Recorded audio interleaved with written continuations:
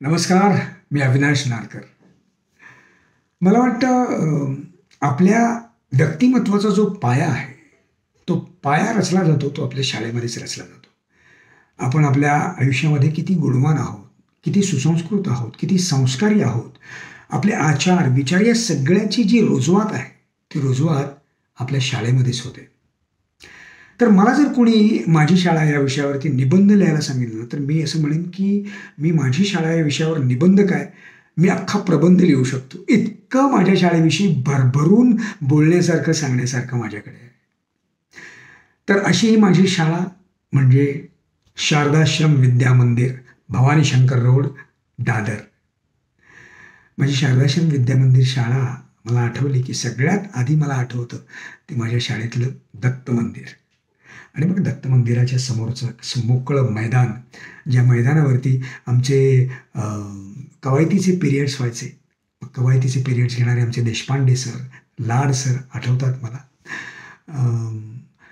मग आठवते मधली सुट्टी. मधल्या सुट्टीमध्ये खेळले जाणारे अनेक शारीरिक खेळ म्हणजे पकडापकडी, साखळी, उभा खो खो, बैठा खो खो, त्यानंतर लंगडी, पुठ्ठा क्रिकेट. सगळ्यात आठवतं ते पुठ्ठा क्रिकेट. क्रिकेट काय काय सांगू. म्हणजे क्रिकेट या खेळाला आंतरराष्ट्रीय स्तरावरती अव्वल स्थान ज्या खेळाडूने प्राप्त करून दिलं, तो मास्टर ब्लास्टर आदरणीय असे सचिन तेंडुलकर ज्या शाळेचे विद्यार्थी आहेत, ती शाळा म्हणजे आमची शारदाश्रम विद्या मंदिर. म्हणजे हे सांगताना माझा ऊर अभिमानाने भरून येतो नेहमीच की सचिन तेंडुलकर, आदरणीय सचिन तेंडुलकर ज्या शाळेचे विद्यार्थी आहेत, त्याच शाळेचा मी देखील विद्यार्थी आहे.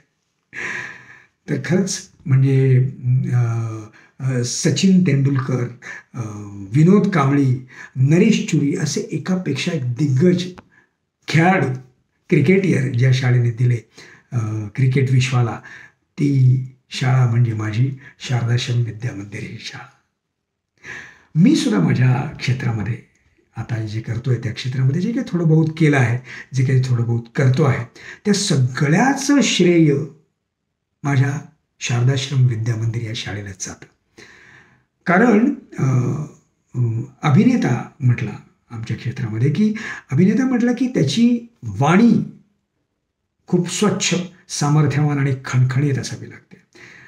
तर ती वाणी सामर्थ्यवान, खणखणीत आणि स्वच्छ ज्यामुळे होते ती म्हणजे तुमची भाषा.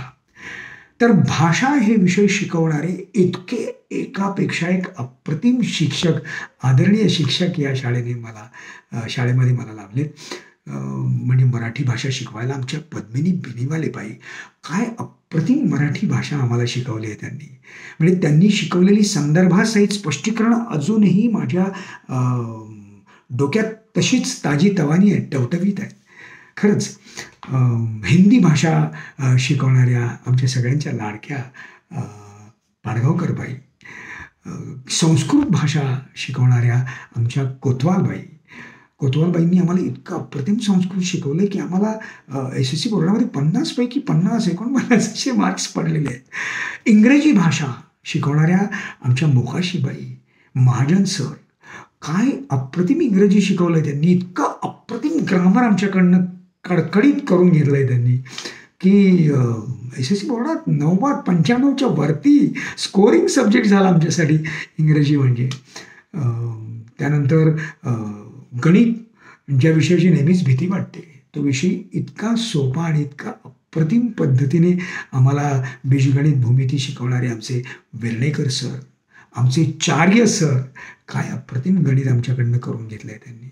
त्यानंतर विज्ञान विषय शिकवायला आमच्याकडे शेट्टे सर, सुरू सर, पुरवबाई, काय अप्रतिम विज्ञान शिकवलं आहे या सगळ्यांनी. म्हणजे SSC बोर्डाला आम्हाला जे डिस्टिंक्शनच्या वरती मार्क्स जे आमच्या शाळेच्या विद्यार्थ्यांना पडले, ते या सगळ्या आदरणीय वंदनीय शिक्षकांमुळेच. इतिहास शिकवायला जीतबाई, भूगोल शिकवायला आमच्या घाटीबाई, संगीत शिकवायला आमचे गोसावी सर, एकापेक्षा एक आदरणीय शिक्षक आम्हाला या शाळेमध्ये लाभलेत. खरंच सगळ्यांचे ऋण कधीही विसरू शकणार नाही मी, आयुष्यात कधीही विसरू शकणार नाही.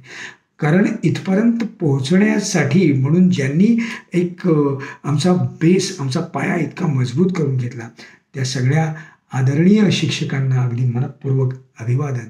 माझा अभिनेता म्हणून जो प्रवास आहे, त्या प्रवासाची खऱ्या अर्थाने सुरुवात जी झाली ती शारदाश्रम विद्या मंदिर या माझ्या शाळेच्या रंगमंचावरच, असं मी म्हणेन.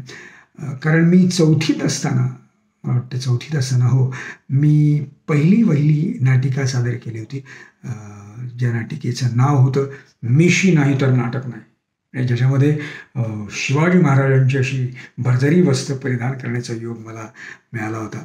आणि म्हणजे ज्याच्यात शिवाजी महाराजांची भूमिका साकारणारा विद्यार्थी आहे ज्या नाटिकेमध्ये, पण त्या बिचारीने दाढी आणि वस्त्र वगैरे परिधान केलेली आहेत, सगळं काही शिवाजी महाराजांचा गेटअप केलेला आहे, पण त्या बिचारीची मिशी त्याला काही सापडत नाही आहे. त्यामुळे त्याला शिवाजी महाराजांची भूमिका सादर करता येत नाही. मग ती मिशी शोधण्यासाठी त्याची तगमग, त्याची धडपड जी आहे ती त्या नाटिकेमध्ये होती. म्हणून त्या नाटिकेचं नाव होतं मिशी नाही तर नाटक नाही. आणि मग त्यानंतर 7वी-8वीमध्ये असताना टिळक आणि आगरकर या नाटकामधला एक प्रवेश सादर करण्याची संधी मिळाली होती, आणि ज्याच्यात मला टिळकांची व्यक्तिरेखा साकारण्याचा योग मिळाला होता. त्यानंतर मग अनेक आंतरशालेय स्पर्धांमधनं भाग घेण्याची संधी मला माझ्या शाळेने दिली, शारदाश्रम विद्या मंदिर या शाळेने माझ्या.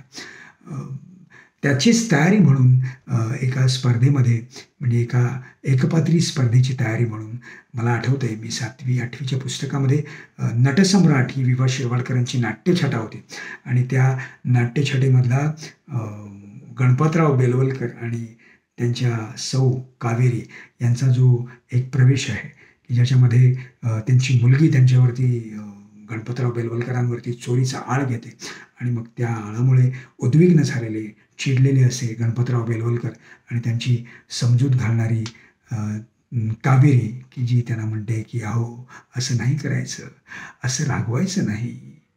रागवायचं नाही सरकार, रागवायचं नाही. अरे गाफीलपणाने पाठीत सुरा खोचून त्याचा खून करू पाहणारी माणसं इथं समोर वावरत असताना रागवायचं नाही म्हणून म्हणतात सरकार. सरकार तिला माहीत आहे माझ्या क्रोधाला हात नाहीत, पाय नाहीत, लोळा पांगळा येतो, वडाऱ्यांनी अर्धवट चिरलेल्या डोकराचं धूळ नुसतं गटारात तडफडणार. नाही सरकार, मी रडणार नाही, रागावणार नाही, रडणारही नाही. डोळ्यात आसवं जमायला लागली तर खाचा करून घेईन खिळे मारून संभाजीसारख्या, पण मी रडणार नाही. आपले अंगावर शहारे आले. तर अशी सगळी जी एक तयारी जी करून घेतलेली आहे ती सगळी माझ्या आदरणीय शिक्षकांनी त्यावेळच्या सगळी तयारी करून घेतली माझ्याकडून. आणि मी असं म्हणेन की न कळत्या वयामध्ये देखील समजुतीच्या पलीकडचं ज्या शाळेने आणि ज्या शाळेतल्या शिक्षकांनी मला दिलं ती माझी शाळा म्हणजे शारदाश्रम विद्या मंदिर. आणि या अशा माझ्या शारदाश्रम विद्या मंदिर शाळेला आता 75 वर्ष पूर्ण होत आहेत. तर ही 75 वर्ष यावर्षी पूर्ण होत आहेत. त्यानिमित्ताने वर्षभर शाळेतल्या शिक्षकांनी आणि सगळ्या विद्यार्थी मित्रमैत्रिणींनी अनेक विविध कार्यक्रमांचं, अनेक विविध उपक्रमांचं वर्षभर आयोजन केलेलं होतं.